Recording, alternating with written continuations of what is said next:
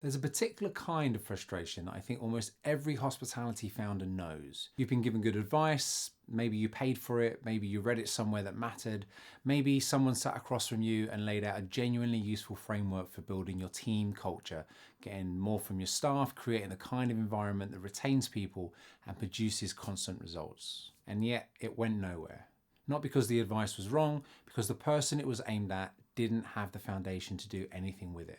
You poured something valuable into a bucket that had a hole in it and it drained out before any of it could work. That's the video. That's the argument I want to make today, that the coaching and consultancy industry aimed at hospitality founders has been pointing its advice in the right direction but in the wrong order. And that until we fix the order, we keep pouring into a bucket and wondering why nothing holds. Welcome to the Lead Well channel, where we explore the inner world of leadership, well-being, and what it means to build a business and a life that doesn't break you. My name's Trevor. I've run a multi-award winning restaurant and cocktail bar, but I didn't come from a hospitality background. I built the business from the ground up, learning as I went, figuring it out in real time. Most of the advice aimed at hospitality founders is about the team, how to nurture staff, how to build culture, how to get the best out of the people around you, how to retain talent and reduce turnover and create an environment where people want to show up. None of that advice is wrong. All of it has genuine value, but almost none of it is aimed at the person who has to implement it. And that omission is not a small thing. It's a thing that explains why so much of the advice aimed at this industry lands on founders who can't use it. Not because they don't want to, because the platform it needs to stand on hasn't been built yet. This video makes the case for building the platform first and for what the industry gets wrong about the order of things. Let me tell you what it actually looks like when good advice lands on a depleted founder. There was a period in the middle of the hardest years of building Oka Roka where I knew the team needed things from me that I wasn't giving them. I could see the issues, the standards slipping in places, the dynamics that needed addressing, the guidance that was overdue, and the conversations that had been avoided for far too long. I knew all of it, and I couldn't do anything about it. Not because I'd stopped caring, because the weight of everything I was already carrying meant that the idea of taking on anything more produced resentment rather than motivation. The rational part of me understood that leading the team was my job. The part of me that was running on nothing couldn't access the rational part. They were operating in separate rooms. What happened instead was a drift towards the thinking that I pay them and they should just do their job. A loss of leadership drive that had been there from the start. A forgetting of the importance of modeling what I wanted from the business. Not because I'd become someone different, because the sheer volume of what was on my shoulders meant that I couldn't properly implement my own role, let alone show up for anyone else's. If someone had sat me down at that moment and given me brilliant advice about nurturing the team, I know exactly what would have happened to it: resentment. At the time, I felt like the world was against me and I couldn't see an end to the list of things that needed doing. However rationally the advice was delivered, I would have heard it as more things to add to an already impossible list. It would have landed and drained straight through the hole in the bucket. That's the pattern. Not bad advice, wrong order. The advice is being aimed at the output before anyone has looked at the engine producing it. Here's why the industry keeps getting the wrong order. Hospitality is in a difficult place, and it has been for years. The margins are the thinnest they've ever been. The staff bill is the largest cost on the operator sheet and directly connected to both efficiency and revenue. So when the consultant or a coach looks at a struggling hospitality business, the staff is the natural and logical starting point. The commercial logic is sound. Fix the team dynamic, improve performance and retention, protect the revenue line. It makes complete sense from the outside, but here's what that logic misses. If the founder isn't looked after first, if their input and their state of mind isn't made as clear and as efficient and as grounded as it possibly can be, then everything invested into the team is going to be a bucket with a hole in it. An enormous amount of energy will be expended and there will be activity. Things will look like they're moving and very little lasting impact will be made because the person responsible for implementing, modeling, and sustaining everything being built is the same person who has been running on empty, avoiding conversations they don't have the capacity for, losing their leadership drive, and quietly resenting the people that they're supposed to be leading.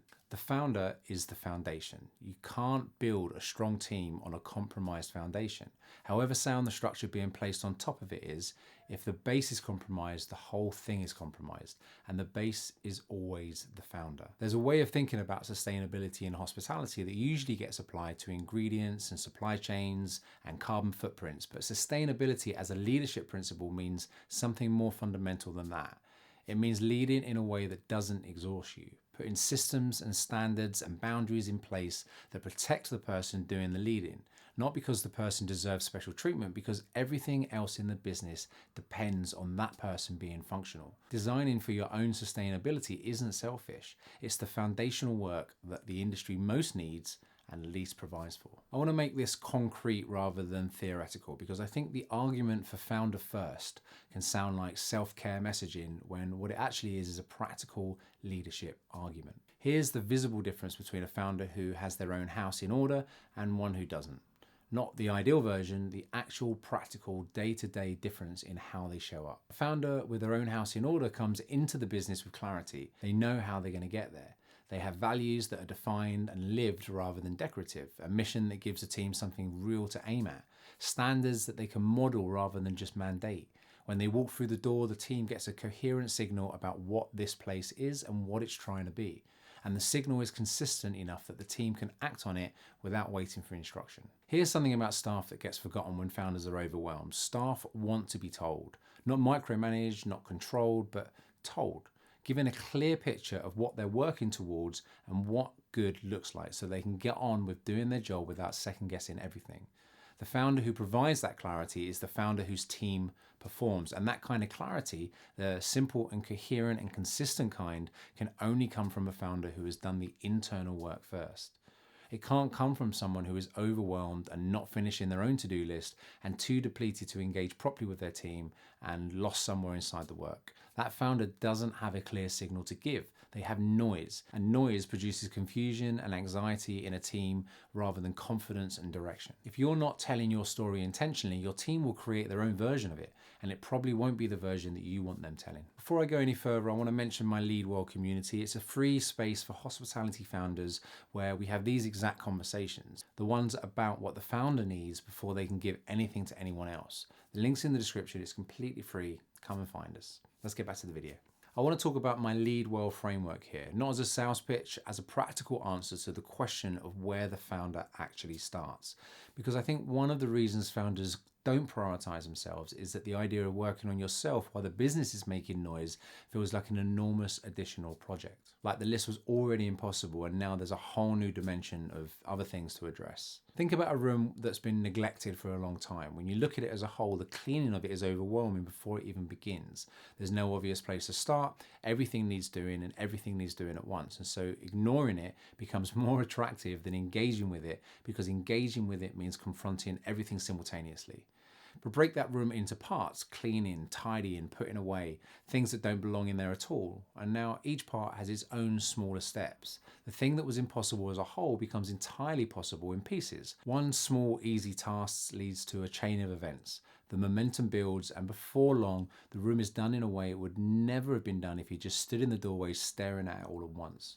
That's what my Lead Well framework does for the founder. It's not a grand restructuring of everything, a way of breaking the internal overwhelm into 4 manageable parts, each of which can be worked on in sequence, each of which feeds the next. A starting point that is small and clear enough to actually begin. Look inward is first. Before you can lead anyone else, you need an honest picture of where you actually are, what your warning signs are telling you, what patterns have been running you without your awareness, what the signals that have been getting overridden for years are actually saying to you. You can't build anything on a foundation you haven't examined, and this is the examination.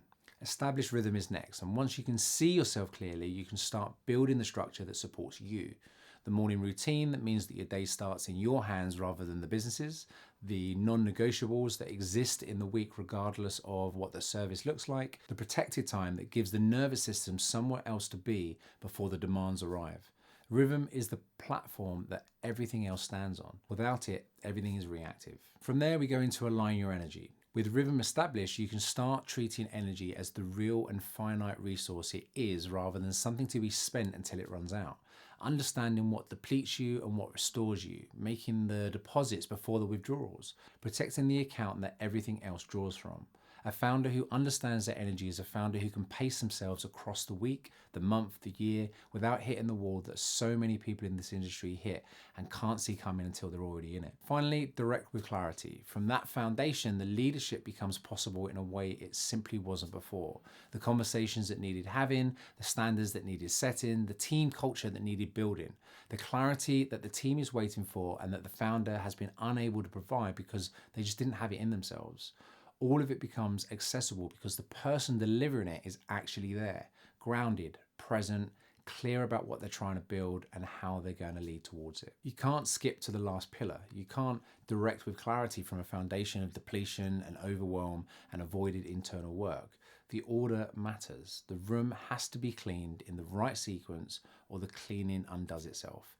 And it starts with you. It always starts with you. I want to address the objection that I know is sitting with some of the people watching this because it's the most common one and the most understandable one and the one that keeps the most founders stuck in exactly the pattern that I've been describing. The belief that prioritizing yourself is selfish given everything the business and the team needs right now. I want to start by reminding you why you got into this, not the practical reasons, the original ones, the passion for what you were trying to build, the vision that drove the decision to open, the thing that you believed was possible that didn't exist yet and that you were going to bring into existence. That passion, that original energy and belief and commitment to the thing is what your team needs from you. It's what gives the brand its identity and its direction. It's what makes the difference between working in a venue and working for something. And the team can't see it or be led by it if the person who fought to create it at the start no longer represents that now. The industry has enforced the thinking that self-focus is selfishness for so long that it has been accepted as correct. But look at where that thinking has led, not to better leadership, to resentment and depletion and a generation of founders who are carrying more than is sustainable and producing less than they're capable of. The thinking hasn't served anyone, not the founders, not the teams, not the businesses. Leadership is not martyrdom. If you wouldn't skip payroll for your team, why is skipping your own investment in yourself acceptable? The founder who invests in their own clarity and structure and well-being isn't taking something from the business. They're building the engine that the business runs on. Selfish is not putting yourself first.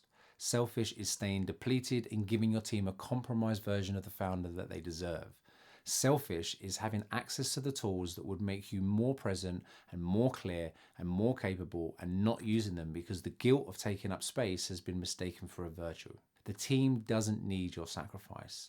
They need your best version, and your best version starts with you. The bucket with a hole in it, that's the image that I want to leave you with. Not because the advice aimed at hospitality founders is wrong, it isn't. Staff culture and team development and the human side of running a venue matter enormously, but all of it has to go somewhere that can hold it. And the thing that holds it is the founder who has done the internal work first, who has looked inward honestly, established a rhythm that supports them, aligned their energy as a finite and valuable resource, and can direct with clarity because they actually have some. The order is wrong and the industry knows it, even if it hasn't quite said it yet. The generation coming through won't accept the old model. The founders who are still standing in 10 years will be the ones who understood that fixing yourself first isn't a detour from fixing the business, it's the most direct route. If you enjoyed this video, feel free to give it a like and a subscribe. It helps me, it helps the channel, and it helps people like us find the content that really matters. And as always, I'd love to remind you that you matter too. Don't forget that.